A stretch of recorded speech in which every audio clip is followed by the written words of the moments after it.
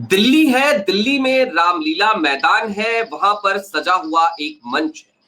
और दिल्ली से 554 किलोमीटर दूर लखनऊ में हजरतगंज में अखबार का एक दफ्तर है।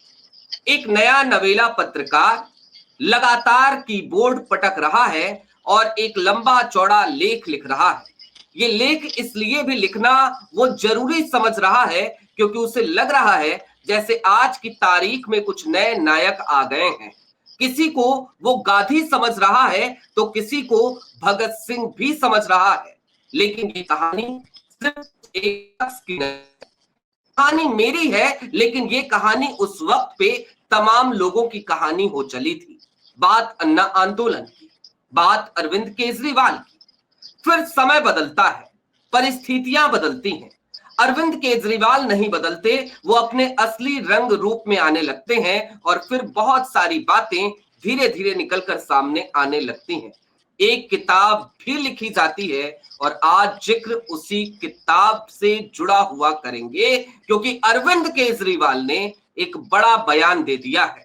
उन्होंने अपनी इच्छाएं बता दी हैं, मानो वो ये कह रहे हो कि हमें तो गांधी परिवार जेल में चाहिए, सलाखों के पीछे चाहिए। और गांधी परिवार जेल इसलिए नहीं जा रहा क्योंकि वो कॉम्प्रोमाइज राजनीति कर रहा है भारतीय जनता पार्टी के साथ।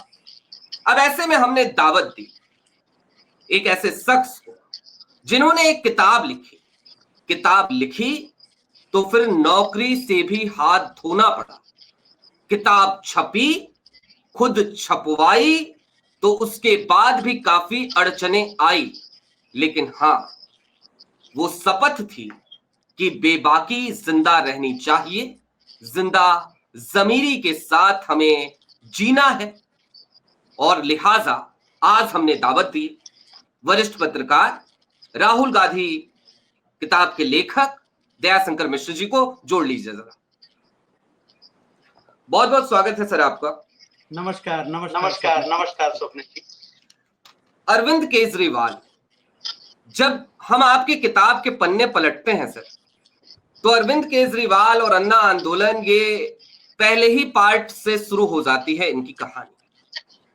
अब अरविंद केजरीवाल ने हालिया दिनों में जो फिर से बयान दिया, इस बयान को लेकर अगर हम उनके उस पुराने इतिहास को खंगालें और देखें तो क्या अरविंद केजरीवाल को यह कहने का कहीं से कहीं तक नैतिक अधिकार बचता है कि वो ये कहें राहुल गांधी को कि राहुल गांधी कॉम्प्रोमाइज है, या फिर कि अरविंद केजरीवाल की पूरी राजनीति ही आरएसएस और भारतीय जनता पार्टी के इशारे पर चलती रही?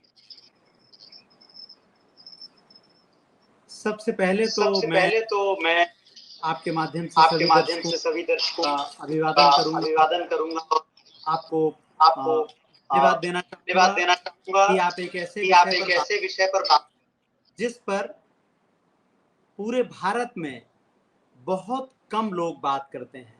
ध्यान दीजिएगा जो मैं कह रहा हूं, पूरे भारत में बहुत कम लोग बात करते हैं।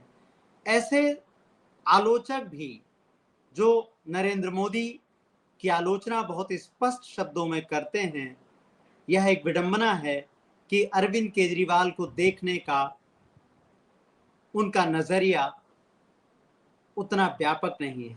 ऐसा किस वजह से है मैं नहीं कह सकता, लेकिन अरविंद केजरीवाल और आरएसएस में एक गहरा रिश्ता है।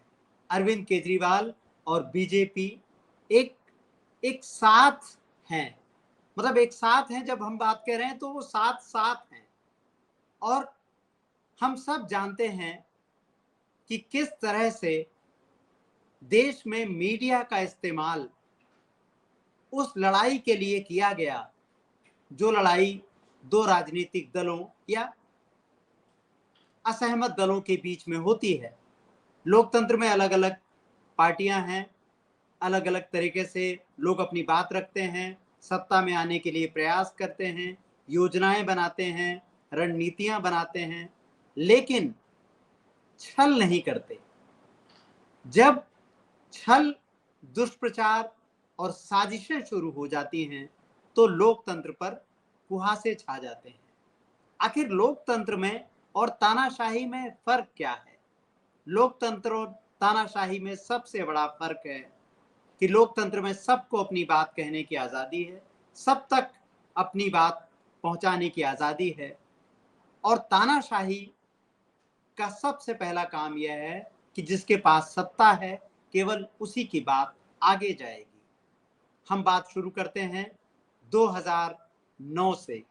दूसरी बार यूपीए की सरकार बनती है, एक ऐसी सरकार जिसकी बहुत लोग आशा तो कर रहे थे, लेकिन बाहर से जो मीडिया जो दिखा रहा था या जिस तरीके की बातें हो रही थी, जिस तरह से दुष्प्रचार चल रहा था, जिस तरह से कैंपेन चलाए जा रहे थे, तो ऐसे में उन सभी लोगों को जो उम्मीद लगाए बैठे थे कि वापसी उनकी हो जाएगी, वह सब निराश हो जाते हैं और उनकी निराशा देश की राजनीति को लोकतंत्र से दूसरी तरफ मोड़ने का काम करती है। एक ऐसी राजनीति दिल्ली में, दिल्ली से कहीं दूर आकार लेनी शुरू करती है, बल्कि आप कहिए कि दिल्ली से दूर नागपुर में आकार लेना शुरू करती है, जहां पर उन लोगों को सामने लाया जाता है जिनकी राजनीतिक पहचान नहीं है। तो अब एक नई लड़ाई की शुरुआत 2009 से पटकथा लिखी जाती है, जिसमें ऐसे लोगों को सामने रखा जाएगा जो जिनकी पहचान समाज में काम करने की है। तो इसके लिए एक ऐसा संगठन आता है जिस पर गांधी जी की हत्या के बाद देशव्यापी प्रतिबंध लगाया गया था। देशव्यापी प्रतिबंध आरएसएस पर उन्हीं सरदार पटेल ने लगाया था जिन सरदार पटेल की गुजरात में, भारत में सबसे ऊंची प्रतिमा है, और उन्हीं सरदार पटेल ने आरएसएस पर प्रतिबंध लगाया था जिनका इस बार भारत सरकार के जो विज्ञापन जारी किए गए हैं, आपने देखा होगा आजादी की सालगिरह के मौके पर, तो उनका जिक्र नहीं है। वह सरदार पटेल कहां चले गए जिनकी राजनीति की बार बार चर्चा बीजेपी करती है और अक्सर ही आरोप लगाती है कि सरदार पटेल की विरासत को आगे नहीं लाया जा रहा है, उनको उतना महत्व नहीं दिया जा रहा है। लेकिन क्या हुआ? सरदार पटेल की प्रतिमा लगाने से क्या उनकी विरासत आगे बढ़ेगी? प्रतिमा ठीक है, और प्रतिमा का सबने स्वागत किया जब प्रतिमा लगी, क्योंकि उनका भारत की आजादी की लड़ाई में योगदान है। भारत माता के सबसे लाडले संतानों में से सरदार पटेल हैं। लेकिन सरदार पटेल का चित्र कैसे, अगर आप दर्शकों को दिखा पाएंगे कि कैसे उस विज्ञापन से गायब हो गया, और उसमें किसका चित्र आ गया? उसमें गांधी जी के ऊपर सावरकर का चित्र आ जाता है। तो कैसी घटनाएं जो घट रही हैं, उनकी शुरुआत असल में कैसे 2009 में हो रही थी, हम इस पर अभी धीरे धीरे आगे बढ़ेंगे। इसलिए मैंने इस बात को जोड़ा कि अभी सरदार पटेल भटकने लगे हैं। दर्शक इस बात को नोट करें कि अब यह सरकार सरदार पटेल से सावरकर के रास्ते पर जा रही है। वही सावरकर जिन पर गांधी जी की हत्या का आरोप था और आरोपियों में से एक थे, और जब नाथूराम गोडसे को फांसी की सजा सुनाई गई बाकी अन्य अभियुक्तों के साथ, तो आप कह सकते हैं कि साक्ष्यों की कमी के कारण, सबूतों के अभाव के कारण सावरकर बरी हो गए। वही आरएसएस, वही सावरकर जिनके बारे में लगातार सरदार पटेल नेहरू से बात कर रहे हैं, नेहरू की चिट्ठियों में उनका जिक्र है। सरदार पटेल आरएसएस को लेकर साफ साफ कह रहे हैं कि इसका कोई रिकॉर्ड नहीं है, इसके सदस्यों की पहचान करना मुश्किल है, इसका कोई रजिस्टर नहीं है, इसका कोई अकाउंट नहीं है, इसमें कितने मीटिंग में आते हैं, कितने लोग इसमें सहभागी हैं, इसका पता लगाना बहुत मुश्किल है। और देश भर में इसका ऐसा नेटवर्क फैल गया है, और चूंकि रिकॉर्ड पर कुछ भी नहीं है तो हमें बड़ी मुश्किल हो रही है। सरदार पटेल, यह सब बातें 1948 में बात हो रही है, तो आप समझिए कि तब से लेकर आरएसएस कहां कहां तक और कैसे कैसे अपनी जड़ें जमा चुका है देश में। यह दुर्भाग्य है कि इस पर मीडिया मौन है और इस पर बाकी लोग भी उस तरह से बात नहीं करते। आज का अखबार आप लोगों ने देखा होगा, इंडियन एक्सप्रेस ने एक संपादकीय लिखा है आरएसएस पर, और उसमें सवाल नहीं पूछे गए। यही आरएसएस को वैधता देने का काम है। हम इतनी लंबी भूमिका इसलिए बना रहे हैं ताकि दर्शक उससे रिलेट कर पाए कि आरएसएस का नेटवर्क कितना बड़ा था, और इस वक्त अगर आरएसएस एक ऐसी जगह पर आकर खड़ा हुआ गया है जहां उसको कोई चुनौती नहीं दे पा रहा है, तो उसकी वजह क्या है।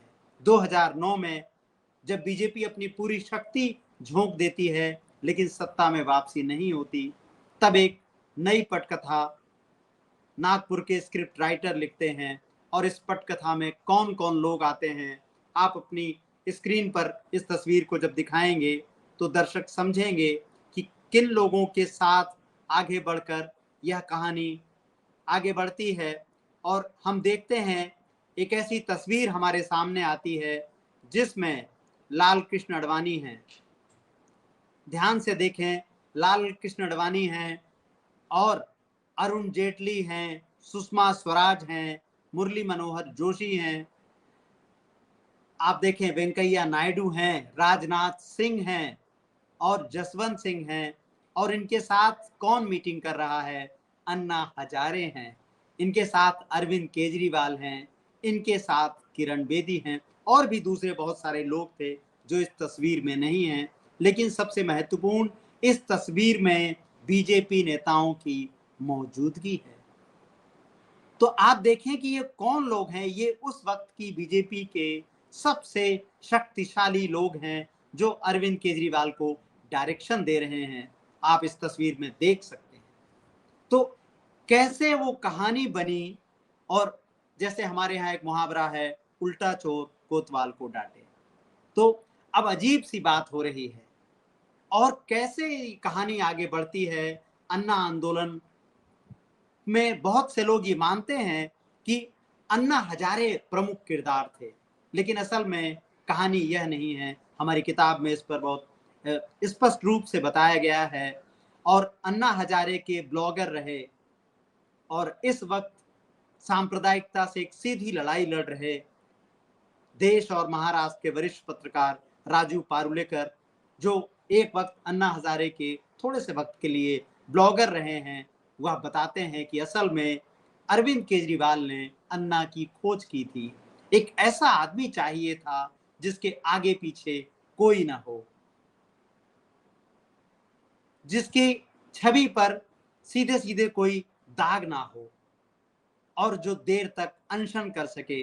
कैसे कैसे अनशन कर सके वो भी उसमें राजू इशारों में बता रहे हैं, जिसके बारे में अलग अलग बातें होती रही हैं। तो इस तरह अन्ना हजारे की खोज महाराष्ट्र से होती है, एक ऐसा व्यक्ति जिसको डमी गांधी की तरह पेश किया जा सके। अब आप सोचिए, एक नकली गांधी तैयार किए जा रहे हैं। और सर मैं मुझे माफ कीजिएगा, मैं यहीं पे मैं सवाल लेना चाह रहा था आपसे। अन्ना हजारे आए, नारे लगने लगे, अन्ना नहीं आधी है, देश का दूसरा गांधी है। जी। अरविंद केजरीवाल मंच पे होते थे। मैं खुद भी उस समय पत्रकारिता में नया नवेला आया था, एक अखबार में कार्यरत था। तो मुझे ऐसा लगता था जैसे भाई हमने भगत सिंह को नहीं देखा, हमने महात्मा गांधी को नहीं देखा, हमारा दुर्भाग्य था, लेकिन हमारा सौभाग्य है कि देखिए अन्ना हजारे आए हैं सामने, अरविंद केजरीवाल हैं। और भी चेहरे थे, मसलन प्रशांत भूषण जी भी थे, कुमार विश्वास थे, योगेंद्र यादव थे, किरण बेदी थी उस समय, वीके सिंह आया करते थे मंच पे। तो लगता था कि यार ये वो लोग हैं जो देश को बचाने के लिए निकले हैं और संघर्ष कर रहे हैं। और अपने आसपास के युवाओं को जब देखता था परेशान है, या फिर किसी की पढ़ाई पूरी हो गई, नौकरी नहीं लग रही, किसी की नौकरी लगी थी, नौकरी छूट गई है, तो लगता था यार ये सब कुछ हो रहा है ना, तो ये करप्शन की वजह से हो रहा है। सर वो गांधी को लेकर के चले थे अरविंद केजरीवाल, और दूसरे वाले गाधी को पकड़ लिया अरविंद केजरीवाल ने। इसी बात पर जी मैं इस पर आता हूं। दो बातें समझनी बहुत जरूरी हैं। एक तो जैसा कि मैंने कहा कि एक ऐसा व्यक्ति खोजा गया जो गांधी की तरह दिखता हो, ना हो लेकिन गांधी की तरह दिखता हो, और अन्ना हजारे उस छवि में एकदम, जैसे आप कहते हैं कि एक फिल्म बन रही है और उसका एक कैरेक्टराइजेशन होना है और स्क्रिप्ट राइटर पूरी कहानी लिखते हैं और अन्ना हजारे की खोज की जाती है। बल्कि ये कहना चाहिए कि अन्ना हजारे महाराष्ट्र में थे, उनकी बहुत एक सीमित दायरे में लोकप्रियता थी, लेकिन देश के लिए, अपनी राजनीति के लिए उनका आविष्कार किया अरविंद केजरीवाल ने। और ये सब इसलिए हो पाया क्योंकि मीडिया लगातार इनके साथ था। अब ये बात बहुत सामान्य तौर पर लोग कहते हैं कि मीडिया साथ था, ये बात ऐसे नहीं है। इसके लिए आपको जिस किताब का आप जिक्र कर रहे थे, यह मेरी किताब है, और इस वक्त यह किताब, दर्शकों से मैं कहना चाहूँगा स्वप्निल जी, कि इस वक्त यह किताब ऑनलाइन उपलब्ध हो रही है, क्योंकि बीते लंबे समय से, जब से यह किताब आई है, तब से आईटी सेल लगातार इतने तरीके के इसके खिलाफ कैंपेन चलाता है कि हमें अपनी किताब के बारे में खुद कहना पड़ता है। और आप देखें कि कितनी पीड़ा की बात होगी कि एक लेखक लिखे कि यह किताब नहीं खरीद सकते आप, अमेजन पर इसके क्लोन बन गए थे। हमने एक लंबी लड़ाई लड़ी है और इस वक्त यह किताब ऑनलाइन उपलब्ध है। इस किताब के पेज नंबर 42 में सुभाष चंद्रा का स्टेटमेंट है। सुभाष चंद्रा जो जी न्यूज के मालिक हैं और आरएसएस के साथ उनकी नजदीकियां जग जाहिर हैं।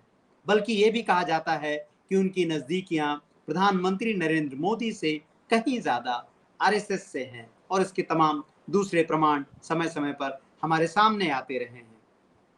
सुभाष चंद्रा क्या कह रहे हैं, इससे आप समझिए कि कौन लोग थे जो अरविंद केजरीवाल को लाए थे। सुभाष चंद्रा ने 2 फरवरी 2017 को जालंधर में कहा है कार्यक्रम के दौरान कि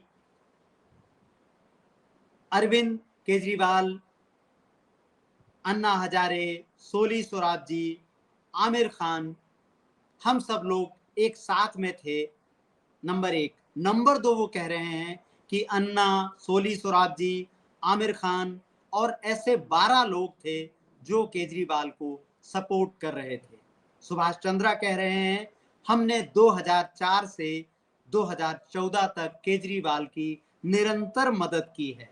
आप ध्यान दीजिए कि सुभाष चंद्रा यही नहीं रुक रहे हैं। सुभाष चंद्रा कह रहे हैं मनीष सिसोदिया जी न्यूज में रिपोर्टर थे और उनको भरोसा नहीं था कि उनका ये राजनीतिक काम चलेगा, तो वो फुल एंड फाइनल, मतलब जब आप कंपनी छोड़ते हैं तो वहां से जो आपका हिसाब किताब है वो 2013 में लिया था उन्होंने। और सुभाष चंद्रा बता रहे हैं कि हमने इनकी हर तरह से मदद की, हमने इनकी पैसे से भरपूर मदद की। आप जरा सोच रहे हैं कि उस वक्त अरविंद केजरीवाल 2004 में क्या थे और क्यों उनकी कोई इतना बड़ा मीडिया का व्यक्ति मदद कर रहा है। यही नहीं, ध्यान से सुनिएगा, सुभाष चंद्रा कह रहे हैं आम आदमी पार्टी के गठन में 2 ट्रस्टी थे, एक इंदु जैन, इंदु जैन हैं टाइम्स ऑफ इंडिया की चेयरपर्सन, जिनका निधन कुछ वर्ष पहले हो गया है। तो सुभाष चंद्रा बता रहे हैं कि आम आदमी पार्टी के गठन में 2 ट्रस्टी थे।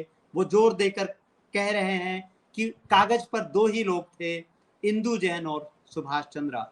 इंदु जैन मतलब टाइम्स ऑफ इंडिया की अपार शक्ति, अखबार, एक देश का सबसे बड़ा अंग्रेजी का अखबार, उसके चैनल, इतना बड़ा नेटवर्क, हिंदी के अखबार, अंग्रेजी के अखबार। तो ये 2 लोग उनकी मदद कर रहे हैं।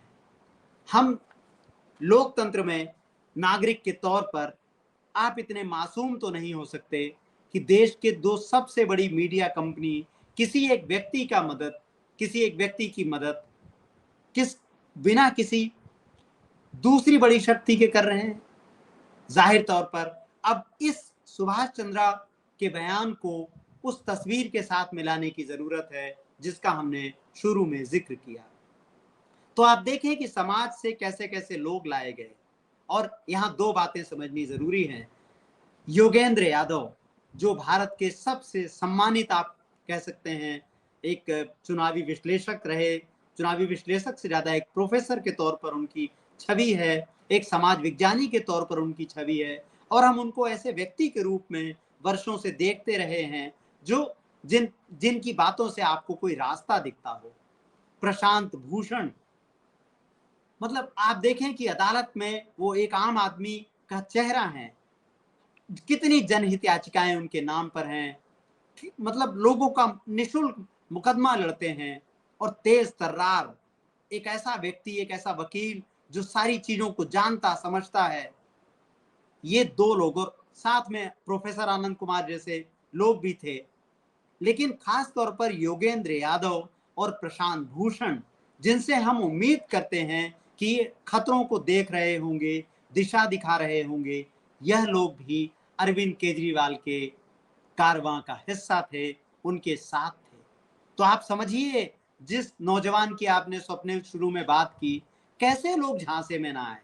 लोग अरविंद केजरीवाल की वजह से झांसे में नहीं आए, लोग झांसे में आए थे योगेंद्र यादव, प्रशांत भूषण, प्रोफेसर आनंद कुमार जैसे दूसरे तमाम लोगों से।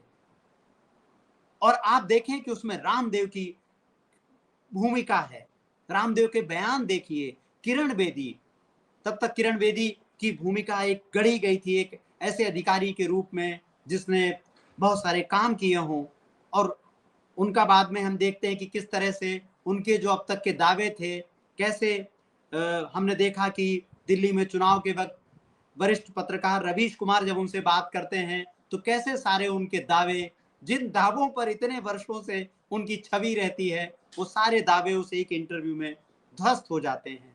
लेकिन इन सब के साथ मिलकर एक ऐसा चक्रव्यूह बनाया गया। यहाँ एक बात और जरूरी है कि प्रशांत भूषण ने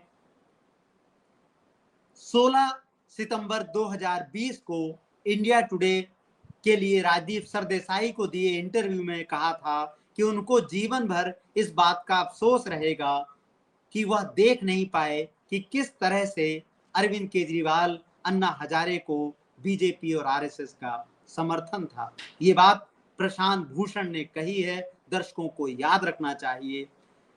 आगे बढ़े, योगेंद्र यादव 15 फरवरी 2023 को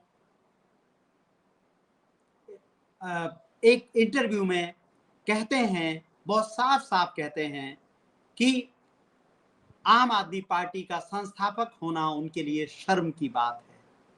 अब आप समझिए कि वो लोग जिनके कंधों पर बैठकर, जिनकी लोकप्रियता से ज्यादा विश्वसनीयता के सहारे अरविंद केजरीवाल आए थे, कैसे उनके बारे में बात कर रहे हैं। और योगेंद्र यादव ने जो कुछ कहा वह बेहद महत्वपूर्ण है। उन्होंने कहा था, देश में दो तरह की पार्टियां हैं, एक पार्टी जो पेट्रोल की बोतल लेकर चलती है, और एक दूसरी पार्टी जिसके हाथ में पानी की बाल्टी है। योगेंद्र यादव कहते हैं एक तीसरी पार्टी भी है जिसके एक हाथ में पेट्रोल की बोतल है और दूसरे में पानी की बाल्टी है, और वह पार्टी सबसे खतरनाक है। आप समझ सकते हैं कि वो किस पार्टी की बात कर रहे हैं।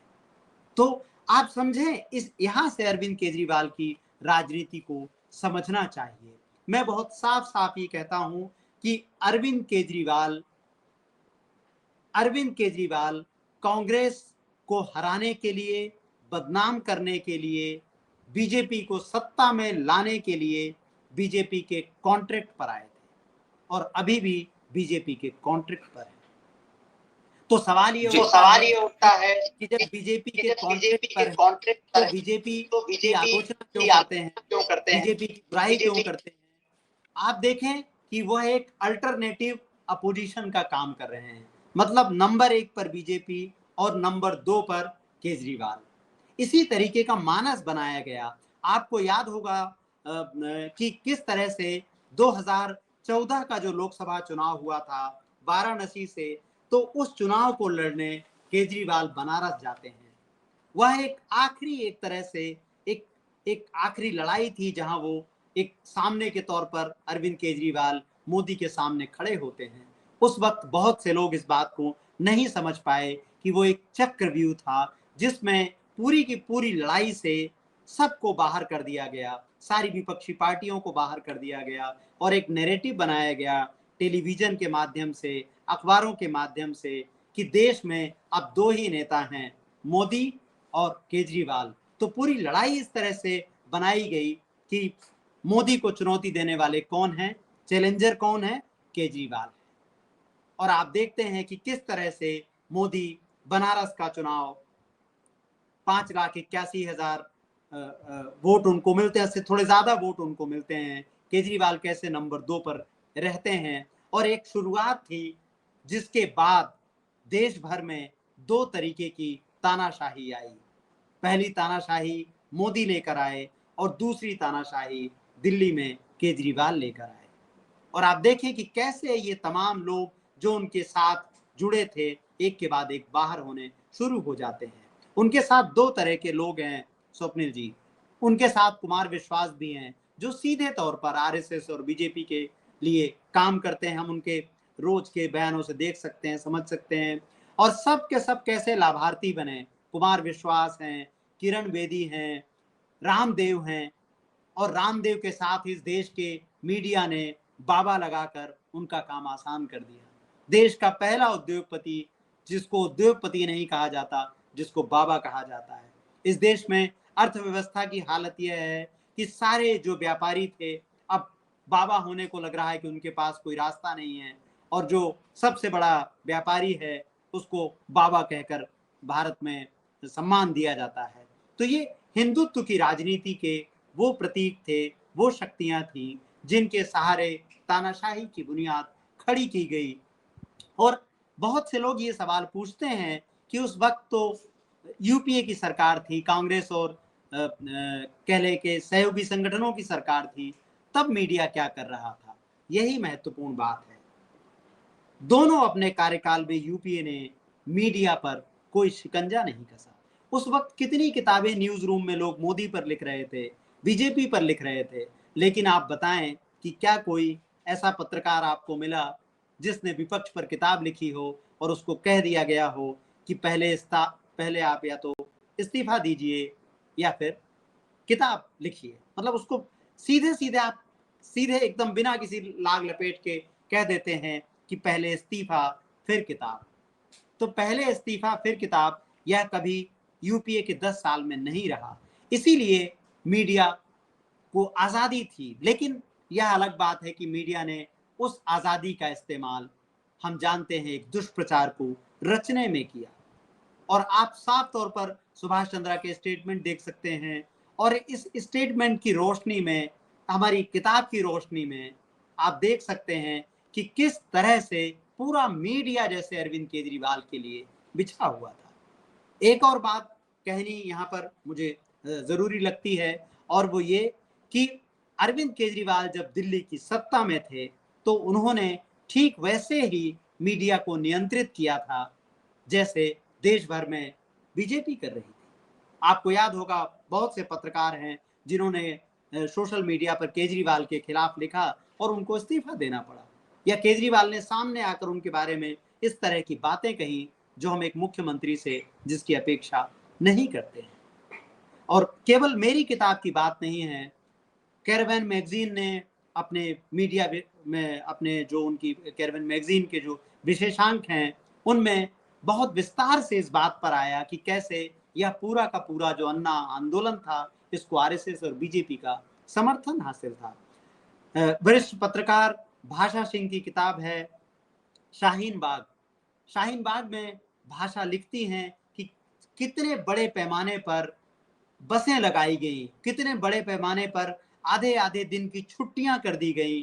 तमाम छोटी छोटी जो कंपनियां थी, छोटे छोटे जो उद्योग धंधे थे, उन सबको ऐसा कहने के लिए कौन, उनको ऐसा करने के लिए कौन कह रहा था।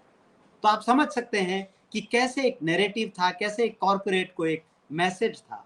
और यह सारा सब कुछ पर्दे के पीछे से दिल्ली और नागपुर के साथ गुजरात से रचा जा रहा था। इस बात को समझना जरूरी है कि मीडिया पर अपनी पकड़ मजबूत करने का काम बीजेपी दिल्ली से नहीं बल्कि गुजरात से कर रही थी। और आप देखें कि कैसे यह सब नियंत्रित होता जाता है और 2014 में देश की सबसे बड़ी मीडिया कंपनी राघव बहल से निकलकर देश के सबसे बड़े उद्योगपति के पास पहुंच जाती है। और एनडीटीवी की पर तो बाद में कब्जा किया गया, लेकिन देश की सबसे बड़ी मीडिया कंपनी अखबारों में देश के सबसे बड़े उद्योगपति की हिस्सेदारी शुरू हो जाती है। अखबार क्या लिखेंगे, अखबार टेलीविजन क्या दिखाएंगे, यह सब कोई अहमदाबाद में बैठकर तय कर रहा था। तो बहुत साफ है कि विशुद्ध रूप से आम आदमी पार्टी बीजेपी की एक बी टीम है। और देश में जितनी इस बारे में स्पष्टता आएगी उतनी ज्यादा जनता इस बात को समझ पाएगी। आप देखें कि आम आदमी पार्टी ने अब तक बीजेपी को कहीं नुकसान नहीं दिया है। आम आदमी पार्टी ने बीजेपी को हर जगह फायदा दिया है। आखिर आम आदमी पार्टी के कारण ही तो बीजेपी इतने वर्षों बाद सत्ता में है दिल्ली में। शीला दीक्षित को दिल्ली की सत्ता से हटाना जब बिल्कुल असंभव लगा इनको और देश में दोबारा वापसी सत्ता में होने के लिए छटपटाहट थी कि कैसे वापस आ पाएंगे। और आप याद कीजिए यूपीए 2 के दौरान किस तरह से योजनाएं बन रही थी। MNREGA, right to food, right to education, right to information, food security bill, यह सब देश को जोड़ने वाली योजनाएं थी। और ध्यान दीजिएगा ये योजनाएं थी, माफ कीजिए, ध्यान दीजिएगा यह कानून था, ये योजनाएं नहीं थी। अभी क्या देख रहे हैं हम, लाडली लक्ष्मी योजना मध्य प्रदेश में, महाराष्ट्र में, जहां जहां बीजेपी है वहां इस तरीके की योजनाएं हैं। ये योजनाएं जब चाहें तब आप रोक देते हैं, जिस दिन चाहें उस दिन रोक देते हैं, क्योंकि ये कानून नहीं है, यह आपका अधिकार नहीं है, यह केवल एक चुनावी टूल है। अरविंद केजरीवाल ने भी इसी तरह की राजनीति दिल्ली में की। इसलिए अरविंद केजरीवाल की राजनीति को जानना समझना बहुत जरूरी है। स्पष्ट रूप से अरविंद केजरीवाल बीजेपी के लिए एक सहयोगी की भूमिका में है। आप देखें कि पूरा विपक्ष इस वक्त बिहार में एकजुट है। स्टालिन आ रहे हैं, आप देखें कि अखिलेश यादव वहां पहुंच रहे हैं, तेजस्वी यादव लगातार राहुल गांधी के साथ एसआईआर पर बात कर रहे हैं।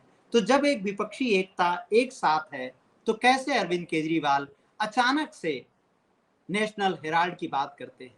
ऐसा लगता है कि अरविंद केजरीवाल को अगर ये पता है कि इतना ओपन एंड शट केस है जैसा कि उन्होंने कहा, तो उनकी भाषा सुनकर ऐसा लगता है कि अब नरेंद्र मोदी ईडी का डायरेक्टर केजरीवाल को ही बना दें और केजरीवाल ही सब कुछ फैसला कर ले। एक ऐसा व्यक्ति जब जेल में था, अरविंद केजरीवाल जब जेल में थे, तो आप देखें उनकी पत्नी के साथ उस वक्त जो सारे कार्यक्रम हो रहे थे उसमें कैसे विपक्ष मौजूद था, कैसे सोनिया गांधी मौजूद थी, कैसे प्रियंका मौजूद थी, और कैसे एक तरह से अरविंद केजरीवाल की पत्नी को, उनके परिवार को एक साथ का संदेश दिया गया कि हम आपके साथ हैं, आप डरे नहीं। उनकी रैलियों में पहुंच रहे थे, उनके समर्थन में थे। यह सब आरएसएस में दीक्षित एक व्यक्ति ही कर सकता है। आपने देखा कैसे मोहन भागवत के अगस्त में 2 बयान आते हैं। पहला बयान वो देते हैं और कहते हैं कि 75 वर्ष का होने पर रिटायर हो जाना चाहिए, मैं भी रिटायर हो जाऊंगा, और वो संकेत देते हैं कि प्रधानमंत्री को भी रिटायर हो जाना चाहिए। लेकिन हम देखते हैं कि किस तरह से एक ही महीने में एक ही व्यक्ति एक ही बात पर पलट जाता है और वो साफ साफ कहते हैं कि ना तो मैं रिटायर हो रहा हूं, ना किसी और को रिटायर होने की जरूरत है। आरएसएस का मूल काम ही भ्रम पैदा करना है। देश के पहले प्रधानमंत्री जवाहरलाल नेहरू ने बहुत साफ साफ कहा था कि आरएसएस हमेशा भ्रम पैदा करता है। अगर आरएसएस किसी एक दिशा में जाने की बात करता है तो उसे उस एक दिशा को छोड़कर बाकी 3 दिशाओं में खोजना चाहिए। तो आरएसएस का लगातार एक ही काम है, जो वो कहे उसका आचरण बिल्कुल उल्टा। जब देश अमेरिका से जूझ रहा है, जब देश चीन से जूझ रहा है, जब देश की आप देख रहे हैं कि किस तरीके से एक संकट खड़ा हो गया है 50% टैरिफ थोपे जाने के बाद, तो आप देखें कि ऐसे वक्त में आरएसएस प्रमुख मोहन भागवत कह रहे हैं कि हमें काशी और मथुरा में प्रदर्शन करने से हम रोकेंगे नहीं। भ्रम पैदा करना, भरमाना। मैं अक्सर कहता हूं स्वप्निल जी कि आरएसएस आत्मा है, बीजेपी शरीर है। दोनों एक हैं, दोनों अलग अलग नहीं हैं, दोनों में कहीं कोई अंतर नहीं। लेकिन दुर्भाग्य से देश का मीडिया इस पर बात नहीं करता और यूट्यूब चैनलों पर हम लगातार देखते हैं कि एक नकली भ्रम पैदा करने की कोशिश की जाती है। कितने यूट्यूब चैनलों पर आप देखते हैं यही बात दोहराई जाती है कि दोनों में अंतर पैदा हो गया है, बिल्कुल लड़ाई चल रही है। कहीं कोई लड़ाई नहीं है, दोनों जानते हैं कि एक दूसरे के साथ लयबद्ध होकर ही चल सकते हैं। जो बातें सामने लाते भी हैं वह केवल भ्रम के लिए है। जो काम देश में अटल बिहारी वाजपेयी आरएसएस के लिए नहीं कर पाए, वह काम मोदी ने किया। लाल किले की प्राचीर से आरएसएस को दुनिया का सबसे बड़ा संगठन बता दिया, उसकी भूरी भूरी प्रशंसा कर दी। और उसके लिए दिन कौन सा चुना? आजादी का दिन चुना। क्या प्रधानमंत्री नरेंद्र मोदी बताएंगे कि आरएसएस पर आखिर प्रतिबंध क्यों लगाया गया था गांधी जी की हत्या के बाद? कौन सा ऐसा काम आरएसएस कर रहा था कि सरदार पटेल ने वह प्रतिबंध लगाया था? आखिर यह प्रतिबंध कैसे लगा और कैसे हटाया गया? इसको हटाने के लिए मिन्नतें करते हुए आरएसएस ने कहा था कि वह केवल सामाजिक संगठन का काम करेगा, समाज का काम करेगा, हिंदुओं की शिक्षा का काम करेगा, जागृति का काम करेगा। आप देखें कि मनुस्मृति का प्रचार करना, अपने संगठन में महिलाओं के लिए कोई जगह ना होना, कौन सी जागृति है? आरएसएस का कौन सा ऐसा एक वक्तव्य है जो देश को जोड़ने का काम करता है? ऐसे आरएसएस को लाल किले की प्राचीर से प्रधानमंत्री जब पुकारते हैं तो वह उसको वैधता देते हैं। आप अगर एक छोटा सा कोई अपना ऑफिस खोलना चाहें, कोई छोटा सा प्लॉट लेना चाहें, अपनी संस्था के लिए कुछ काम करना चाहें, तो क्या आप बिना जीएसटी के कर सकते हैं? क्या आप बिना बैंक अकाउंट के कर सकते हैं? लेकिन इसी दिल्ली में 150 करोड़ की लागत से, यह भी एएनआई ने बताया हमको, किसी बीजेपी के व्यक्ति ने नहीं बताया, सूत्रों से बताया गया कि 150 करोड़ की लागत से आरएसएस का भवन बना है। कैसे 150 करोड़ की लागत का पेमेंट हो गया होगा कॉन्ट्रैक्टर को? कैसे इतना विशाल भवन बन गया और उसके लिए पैसा कहां से आया? हमें बताया गया और कहा गया कि हम यकीन करें कि 75,000 स्वयंसेवकों ने 2-2 हजार रुपए दिए। क्या आप भी इसी तरह से अपना एक दफ्तर बना सकते हैं, अपना काम कर सकते हैं? तो आरएसएस का सबसे बड़ी उसकी पहचान यही है कि वो कहता कुछ है, करता कुछ है। और जिसका खुद का कोई कागज नहीं है, जिसका खुद का कोई मतलब जिसका कोई एक विचार ही नहीं है जिसको वो कह पाए कि हम ऐसे काम करते हैं, तो जिसके यहाँ खुद पारदर्शिता नहीं है, वो कैसे कोई किसी विचार को आगे ले जा सकता है जिसमें संविधान का यकीन है? आरएसएस ने आज तक मनुष्य की आलोचना क्यों नहीं? इसीलिए नहीं। हाँ सर मुझे चूंकि काफी चीजें समझ में आई, दर्शकों को भी आई होंगी। एक चीज और है, अभी जो आप रेखांकित कर रहे थे उसी से जोड़ते हैं।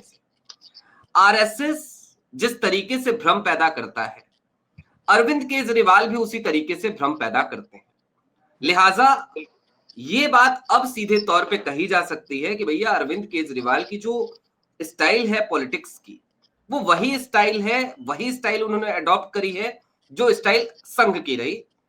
दूसरा, आज की तारीख में जो सबसे महत्वपूर्ण बात आपने कही यहां पर कि भाई समूचा विपक्ष एक साथ है, लेकिन इसमें मुझे कुछ चीजें याद आती हैं। अभी वोट चोरी को लेकर के राहुल गांधी ने जब प्रेस कॉन्फ्रेंस करी 7 अगस्त को, तो उस समय तक अरविंद केजरीवाल गुजरात में जाकर के ऐलान कर चुके थे, इंडिया गठबंधन से किनारा कर चुके थे।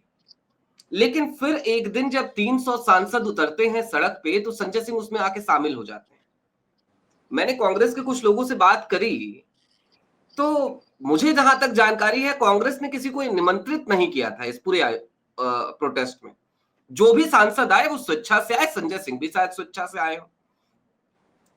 उसके बाद से वोट चोरी को लेकर के जब वोट अधिकार यात्रा निकल रही है बिहार में, उस वक्त पे अरविंद केजरीवाल की इस तरीके की बयानबाजी, और दूसरी तरफ गुजरात जिसको लेकर राहुल गांधी अब ये ठान चुके हैं कि गुजरात मॉडल दिखा के मोदी जी आए थे तो उनके गढ़ में उनको हराना है, उसी गढ़ में जाकर अरविंद केजरीवाल चुनौती दे रहे हैं। तो ये चुनौती जाहिर सी बात है वो नरेंद्र मोदी को नहीं दे रहे, वो भाजपा को नहीं दे रहे, वो कांग्रेस को दे रहे हैं। समझने की जरूरत यह है कि जो बाकी विपक्ष की पार्टियां हैं इंडिया अलायंस की, क्या वो अरविंद केजरीवाल को अभी तक पहचान नहीं पाई हैं? क्या ममता बनर्जी नहीं पहचान पा रही हैं? क्या अखिलेश यादव नहीं पहचान पा रहे हैं? क्या लालू और तेजस्वी नहीं पहचान पा रहे हैं?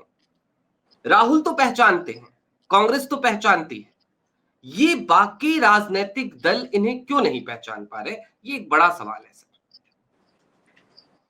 अब इस बात का ठीक उत्तर खुद ये जो जिन बाकी संगठनों की आप बात कर रहे हैं वो शायद दे पाए। मैं उसके लिए बहुत अपने आप को बहुत सही व्यक्ति नहीं मानता कि मैं उस पर टिप्पणी करूं, लेकिन मैं केवल इतना ही कह सकता हूं कि कई बार राजनीति में आप सबका जो अपनी अपनी क्षेत्रीय दलों की जो सोच है वो अपने राज्य तक ज्यादातर हम देखते हैं कि सीमित है। और मोदी को देश में जो इतनी जगह मिली वो असल में मिली किस लिए? क्योंकि कांग्रेस एक राष्ट्रीय पार्टी है, उसका सोचने का, उसका विचार करने का, अलग अलग मुद्दों पर खड़े होने का एक राष्ट्रीय नजरिया है। लेकिन दूसरी पार्टियों को हम ज्यादा, अब बहुत परिवर्तन आ गया है। ये सारी बात आप मान लीजिए कि मोदी के पहले और कुछ हद तक दूसरे कार्यकाल के आधे हिस्से तक थी, लेकिन अब धीरे धीरे उसमें परिवर्तन आ रहा है कि ज्यादातर पार्टियां ये सोच रही थी, उनका विचार ऐसा था कि कांग्रेस का जो स्पेस खत्म होगा, कांग्रेस को जो विपक्ष, कांग्रेस मुक्त भारत की जो प्रधानमंत्री नरेंद्र मोदी बार बार बात कर रहे थे, तो उनको लगता था कि उनके लिए जगह बनेगी। यह एक भ्रम था। तो ज्यादातर दल इस बात को नहीं समझ पा रहे थे कि जब कांग्रेस को मिटाने के लिए बात की जा रही है, और लोकतंत्र में आप किसी को मिटा कैसे सकते हैं? ये बात ही अधिनायकवादी है। क्या कोई ये कह सकता है कि आप मतलब आप मैं आपको मिटा के राजनीति करूंगा? तो जो ये मिटाने की शब्दावली है, ये लोकतांत्रिक शब्दावली नहीं है। तो ज्यादातर पार्टियां भ्रम में थी, उनको लगता था कि कांग्रेस मिट जाएगी तो हमारे को सत्ता में हमको मदद मिलेगी। तो बहुत सारी स्थितियां उसमें धीरे धीरे अब साफ हो रही हैं। और आप देखें कि कैसे ज्यादातर जगहों पर गठबंधन बनने शुरू हुए हैं, जैसे हमने उत्तर प्रदेश में देखा। और मुझे लगता है कि पूरे देश में सबसे ज्यादा अगर कहीं विपक्ष एकजुट होकर लड़ा और उसके नतीजे आए, बहुत अच्छे नतीजे उसके आए, तो आप 2-3 राज्यों का जिक्र करते हैं। लोकसभा की मैं बात कर रहा हूं तो आप जाहिर तौर पर महाराष्ट्र की बात करते हैं, आप तमिलनाडु की बात कर सकते हैं, आप बिहार में नतीजे वैसे नहीं आए लेकिन साथ में लड़ाई लड़ी गई। लेकिन उत्तर प्रदेश को मैं सबसे ज्यादा एक जटिल राज्य मानता हूं, जहां पर राम मंदिर में सारी शक्ति झोंक दी गई और ऐसा लगा कि राम मंदिर का निर्माण प्रधानमंत्री नरेंद्र मोदी अपनी जीवन की संचित पूंजी से कर रहे हैं। इसी तरह से प्रधानमंत्री ने भाषण दिए, इसी तरह से प्रधानमंत्री लगातार बोलते रहे, जैसे अपनी कमाई से उन्होंने राम मंदिर बनवाया हो। इसके बावजूद अगर उत्तर प्रदेश में नकारा गया बीजेपी को, जहां पर प्रधानमंत्री नरेंद्र मोदी खुद एक समय उसी वाराणसी से जिसका हम जिक्र कर रहे थे कि 2014 में वह भारी मतों से जीतते हैं, किस तरह से पीछे हो जाते हैं, उस उत्तर प्रदेश में जिस तरह से अखिलेश यादव और राहुल गांधी एक साथ मिलकर लड़े हैं, तो अब स्थितियां बदल रही हैं। छुटपुट बयान, कहीं कहीं समर्थन आना एक एक एक छोटे समय के लिए हो सकता है, लेकिन इस वक्त ऐसा लगता है कि देश की ज्यादातर विपक्षी पार्टियां इस बात को समझ चुकी हैं कि असल में यह कांग्रेस मुक्त विपक्ष की बात नहीं हो रही है, कांग्रेस मुक्त भारत की बात नहीं हो रही है, असल में यह विपक्षी पार्टियों को हटाने की बात हो रही है। और आप देखें कि जिस तरह से अरविंद केजरीवाल ने यह बयान दिया है, तो ऐसा लगता है कि बीजेपी को कुछ सूझ नहीं रहा था कि कैसे अब अचानक से कहां पर नेशनल हेराल्ड का मामला ले आए। आप बताइए, नेशनल हेराल्ड की कहां पर चर्चा हो रही थी? तो जैसे बीजेपी ने जैसे अरविंद केजरीवाल को आगे किया है ताकि वो ये मैसेज दे पाए कि विपक्षी एकता में दरार पड़ी है, लेकिन मैं ये मानकर चलता हूं और बहुत स्पष्ट दर्शकों से कहना चाहता हूं कि विपक्ष में आम आदमी पार्टी नहीं है, वह पहले ही इंडिया गठबंधन से बाहर हो चुकी है। और अगर आप बहुत ध्यान से देखें तो आम आदमी पार्टी में संजय सिंह हैं, जो एक तरह से जब सेकुलरिज्म पर बोलते हैं तो स्पष्टता के साथ बोलते हैं। उनके उनकी उनकी उनके भाषणों में, उनके बाहर होने वाले व्याख्यान कह लीजिए या भाषण कह लीजिए, उन सब में एक स्वर है, एक समावेशी भारत है। लेकिन क्या अरविंद केजरीवाल के बारे में आप ये बात कह सकते हैं? तो आम आदमी पार्टी में एक अलग तरह के आपको स्टैंड आपको केवल और केवल संजय सिंह का दिखता है कि जब वो बोलते हैं तो सेकुलरिज्म पर कैसे बोलते हैं। हमने संसद में उनके कई भाषण देखे हैं जो मैं कहूं कि शानदार भाषणों में हैं। जब मोदी की राजनीति का खुलासा करने के जो अच्छे भाषण हुए हैं उसमें संजय सिंह है। तो संजय सिंह अब आम आदमी पार्टी में एक तरह से एक अलग लाइन पर चलते हुए दिखते हैं, जहां वो विपक्ष के साथ बैठ रहे हैं, बात कर रहे हैं, समर्थन दे रहे हैं। और आप देखिएगा कि जब संजय सिंह को संसद से बीच में जब उनको बाहर किया गया था तो किस तरह से उनको कांग्रेस की तरफ से समर्थन मिला था, और उनकी बातचीत के वीडियो हम देख सकते हैं। तो जैसा आपने कहा भी कि जब संजय सिंह उसमें शामिल होते हैं तो कैसे शामिल होते हैं, क्या न्योता दिया गया था या एक मोर्चा बन गया अचानक से? तो संजय सिंह एक अलग लाइन पर आम आदमी पार्टी में हमें दिखते हैं, लेकिन दुर्भाग्य से बहुत साफ दिख रहा है कि अरविंद केजरीवाल अब किसके लिए काम कर रहे हैं, उनकी राजनीति का लक्ष्य क्या है।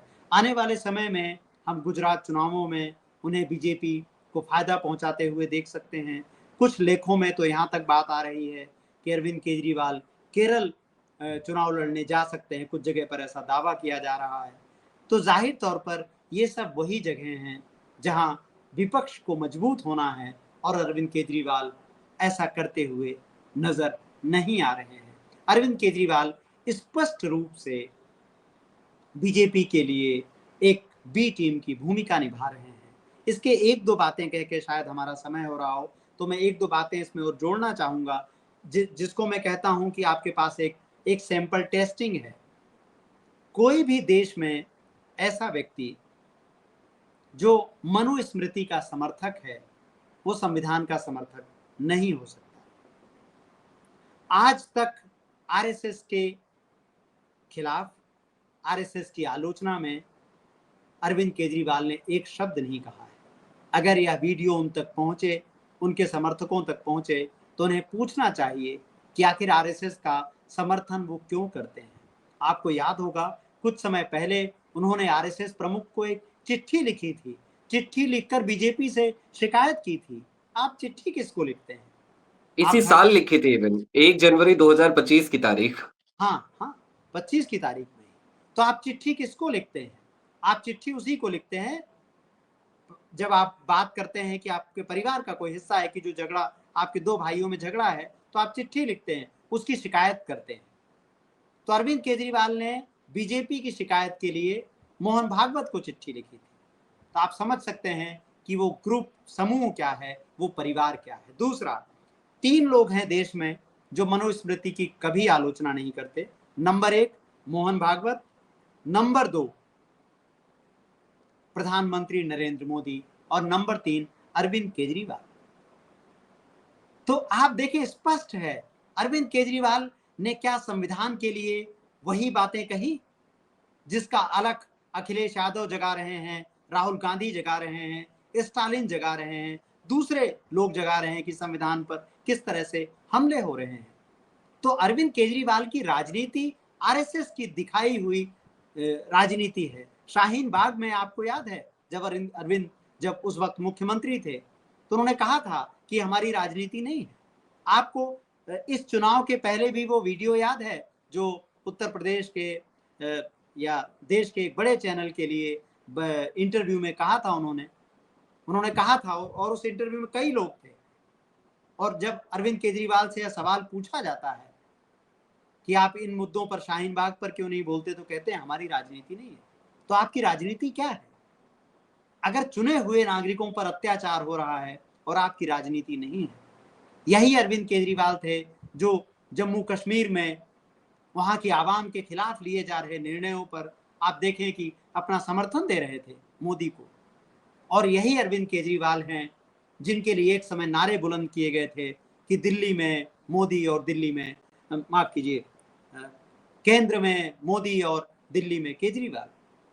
तो आप देख सकते हैं कि किस तरह से अरविंद केजरीवाल की राजनीति बीजेपी के लिए रास्ता बनाने का काम है। और अब दिल्ली की जनता क्या भुगत रही है? 15 साल तक हमने वीडियो देखे बारिश में, तब बीजेपी कहती थी कि आम आदमी पार्टी काम नहीं कर रही है। किस तरह से बात होती थी, क्योंकि टीवी पर उनका कब्जा था। और अब आम आदमी पार्टी बात कर रही है कि दिल्ली में बीजेपी काम नहीं कर रही। तो ये तो दो अब हो, इसका मतलब है कि दिल्ली की इस दुर्दशा के लिए कौन जिम्मेदार है? क्या मोदी जिम्मेदार है, केजरीवाल जिम्मेदार है? दोनों जगह पर अब डबल इंजन सरकार है, और पहले अप्रत्यक्ष रूप से भी थी। तो आप समझ सकते हैं कि यह एक ही राजनीति है। और बहुत से लोग ये भी कहते हैं कि फिर जेल जाने की बात क्यों आई, फिर जेल क्यों जाना पड़ा? तो इसका एक बहुत साफ उत्तर है कि यह आपस में हितों का टकराव था। एक ही परिवार में दो भाई होते हैं और दोनों भाई जमीन जायदाद के लिए लड़ते हैं। एक भाई दूसरे भाई को जेल में डलवा देता है, लेकिन क्या आप इससे कहेंगे कि दोनों एक परिवार के नहीं हैं? ये एक ही परिवार के आपस के संघर्ष का नतीजा था, जो कि अब काफी हद तक सेटल हो चुका है। तो अब दिल्ली और देश की जनता को इस भ्रम से बचना है। उन्हें इस बात को समझना है कि आम आदमी पार्टी की राजनीति क्या है। शाहीन बाग के सवाल को, देश में जब लोगों पर बुलडोजर चलाए जा रहे हैं, उस सवाल पर चुप्पी साध करके, संविधान पर हमले हो रहे हैं और आप मनुस्मृति का समर्थन करके संविधान का बचाव नहीं कर सकते। इसलिए नागरिकों को पूछना चाहिए कि आप मनुस्मृति के साथ हैं या आप संविधान के साथ हैं। बिना संविधान के हम देश को नहीं बचा सकते। स्वप्निल जी। जी सर, बहुत शुक्रिया एक तो इतना समय देने के लिए, हमारी तरफ से, दर्शकों की तरफ से भी, और दर्शकों से ये अपील भी कि नीचे डिस्क्रिप्शन में लिंक है जहां से आप दयाशंकर मिश्र जी की वो किताब पढ़ सकते हैं। और क्यों पढ़ना चाहिए इसके बारे में मैं जरूर चाहूंगा सर कि एक छोटा सा रिस्पॉन्स जरूर बताएं, कुछ ऐसी बात कहें जो उस यात्रा को, हालांकि हम लोगों ने देखा है, दर्शकों ने भी कहीं ना कहीं समझा है, जाना है, लेकिन उसके बाद से जो ये किताबों का क्लोन हुआ, ये वाली जो स्थितियां थी, परिस्थितियां थी, वो अधिकतर लोगों को नहीं पता। तो वो क्या था, क्यों आखिरकार ये सब कुछ झेलना पड़ा भारतीय जनता पार्टी के आईटी सेल की तरफ से? आप अब देखिए, ये कहना थोड़ा सा पीड़ादायक है और मैं बहुत कम जगहों पर इसका जिक्र करता हूं क्योंकि मुझे लगता है कि देश ज़्यादा बड़े संकटों से जूझ रहा है। उसमें मैं अपनी क्या बात करूं। देश के सामने किसी एक किताब की, किसी एक लेखक की क्या हैसियत है। हम सब तो अपना अपना काम कर रहे हैं और करते रहेंगे, लड़ते रहेंगे, लेकिन केवल इतना कहना चाहूँगा कि यह जो किताब है, राहुल गांधी, सांप्रदायिकता, दुष्प्रचार और तानाशाही, तो आप इसको समझें कि इसके कवर पेज पर राहुल गांधी है, क्योंकि वो तानाशाही के सामने सबसे मजबूत आवाज है। बहुत सी आवाजें हैं, लेकिन वो सबसे मजबूत आवाज है। तो आखिर क्या ऐसी दुश्मनी है इस सत्ता की जो अपने आप को लोकतांत्रिक कहती है और लोकतंत्र की लड़ाइयां लड़ने वाली बताती आई है पहले। आखिर उसको इतना राहुल गांधी से डर क्यों लगता है? आपको इसलिए यह किताब पढ़नी चाहिए। इससे आप समझ पाएंगे कि आखिर नरेंद्र मोदी राहुल गांधी से इतना डरते क्यों हैं। अब इतना डरते क्यों हैं? इसलिए मैं ये बात कह रहा हूं कि इतना डरते क्यों हैं, क्योंकि जैसे ही हम इस किताब की घोषणा करते हैं तो तुरंत ही प्रधानमंत्री कार्यालय से एक व्यक्ति सक्रिय होता है और आप समझ सकते हैं कि मीडिया कितने एक दूसरे, मीडिया और मोदी के कार्यालय में कोई अंतर नहीं है। मोदी का ऑफिस, मीडिया का जी। ऑफिस दोनों एक हैं। तो वहां से तुरंत संदेश आता है और ये तय किया जाता है कि मैं अब अगले दिन ऑफिस में ना आऊं। तो आप सोचें कि किसी भी बड़ी से बड़ी कंपनी में भी बहुत सारी जगहों से पत्रकारों को अपनी नौकरी गंवानी पड़ी, जाना पड़ा, लेकिन क्या ऐसा किसी के साथ हुआ कि आप वहां पर संपादक हैं और आपसे कहा जाता है कि आप तुरंत ही ऑफिस छोड़ दीजिए?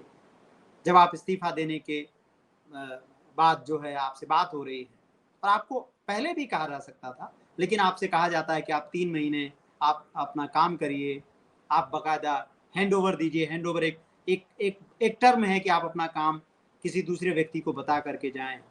लेकिन ऐसी क्या हड़बड़ाहट, ऐसा क्या दबाव कंपनी पर डाला गया कि तुरंत ही मुझे कहा गया कि आपको जाना ही होगा।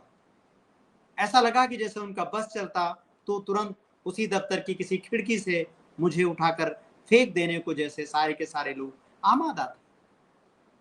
किस बिल्कुल ही मतलब तानाशाही पूर्ण तरीके से लैपटॉप जब्त कर लिया जाता है, सारे लोगों से बात नहीं करने दी जाती है। आप जानते हैं कि हम लोग घर से काम करते हैं, लैपटॉप में आपकी तमाम चीजें होती हैं, आपके सारे दस्तावेज होते हैं, वो आपसे जब्त कर लिए जाते हैं। और ये तो बात हुई कि डर कर, सरकार से डर कर कंपनी ने क्या किया। अब सरकार और आईटी सेल क्या करती है?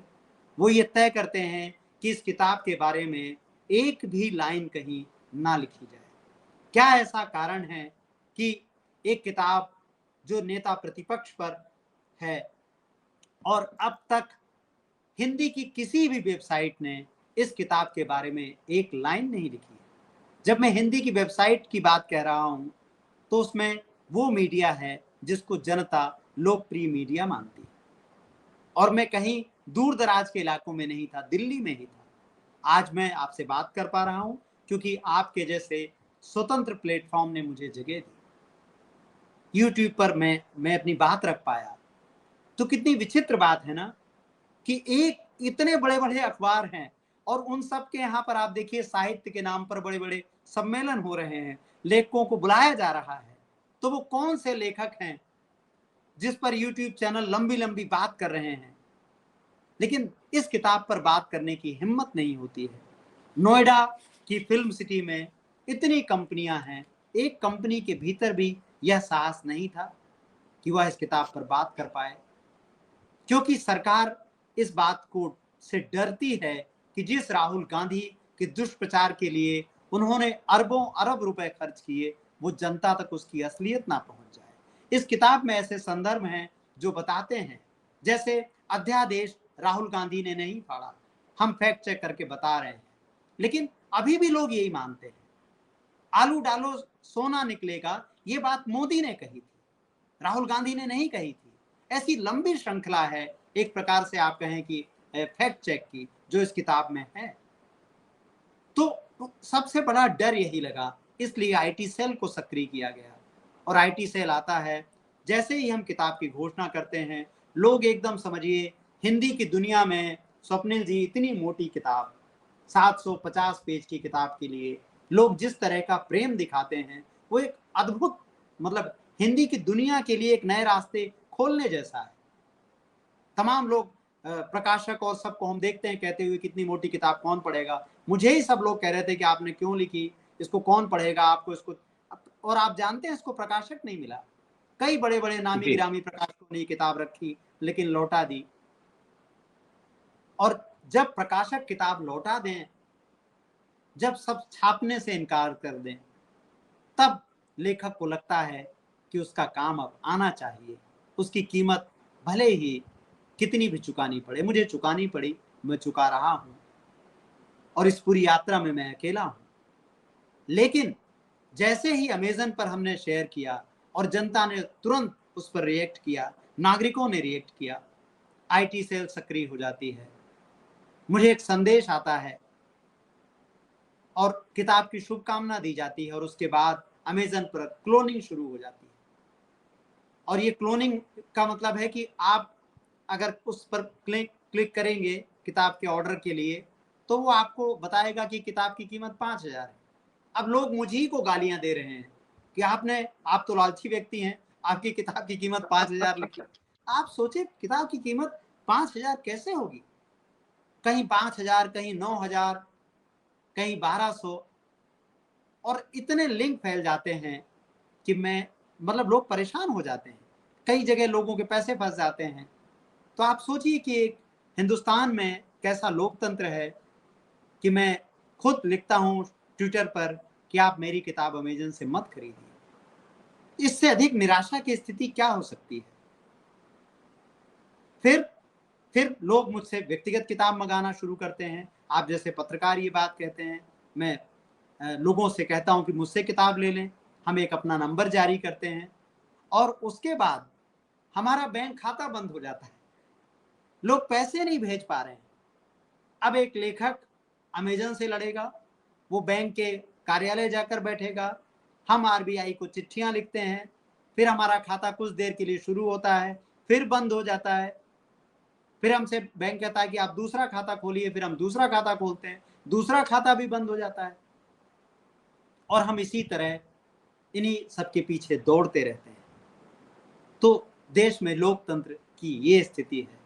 अब एक लंबी लड़ाई के बाद फिलहाल मुझे नहीं पता, सच में नहीं पता कि किताब कितने दिन तक अमेज़न पर लोगों को मिलती रहेगी, लेकिन एक छोटी सी अपील करता हूं कि जब तक अमेज़न पर है, तो जो लिंक स्वप्निल जी आपको दिखा रहे हैं, अगर आप पढ़ना चाहें, अगर आप समझना चाहें कि देश में 11 वर्षों में हुआ क्या है, किस तरह से आपकी चेतना का हरण किया गया है, किस तरह से संवैधानिक संस्थाओं का विनाश किया गया है, किस तरह से लोकतंत्र पर बुलडोजर चलाया गया है, 20 करोड़ से ज्यादा मुसलमान नागरिकों को हमने, अपने ही नागरिकों को हर दिन नफरत,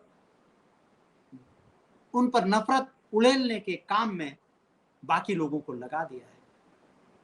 तो ये कितना खतरनाक है, इसलिए यह किताब पढ़नी चाहिए। अगर आप यकीन करते हैं कि आपको लोकतंत्र चाहिए, संविधान चाहिए, तो आपको यह किताब पढ़नी ही चाहिए। आपको समझना चाहिए कि कैसे सत्ता मीडिया के साथ मिलकर दुष्प्रचार से आपके दिमाग में एक ऐसा गोबर भर देता है जिसके बाद कोई सवाल ही नहीं आते, और उस गोबर से केवल नफरत की खेती होती है। पूरे देश में हेट स्पीच इस वक्त न्यू नॉर्मल है। पूरे देश में मॉब लिंचिंग इस वक्त न्यू नॉर्मल है। हमारी किताब में एक हिस्सा मॉब लिंचिंग पर भी है। तो यह केवल राहुल गांधी के लोकतांत्रिक विमर्श की चर्चा नहीं है। इस किताब में, इस किताब में वो सब कुछ है जो मीडिया आपको दिखाता नहीं, जो मीडिया आपको बताता नहीं। बहुत शुक्रिया सर। और दर्शकों से यही अपील कि हमें अपील करने की जरूरत नहीं पड़नी चाहिए थी। ये किताब आपको खुद खोजनी चाहिए, खुद मंगवानी चाहिए, खुद पढ़नी चाहिए। और ऐसा इसलिए भी क्योंकि देखिए कि जब अरविंद केजरीवाल का वो बयान आता है और उस बयान के बाद हम सोचते हैं कि इतनी सारी बातें तो की जा चुकी हैं, फिर भी केजरीवाल लगातार इस तरीके की बयानबाजी कर रहे हैं, तो अब कैसे काउंटर किया जाए? कैसे उनकी हकीकत को फिर से नए सिरे से आपके सामने रखा जाए? तो हमें इसी किताब की याद आती है, हमें दयाशंकर मिश्र जी की याद आती है। खैर, फिलहाल के लिए हमें दीजिए इजाजत। ऐसे ही तमाम अपडेट्स, तमाम डेवलपमेंट्स के लिए जुड़े रहिए द न्यूज लॉन्चर के साथ। बहुत शुक्रिया सर। नमस्कार, धन्यवाद।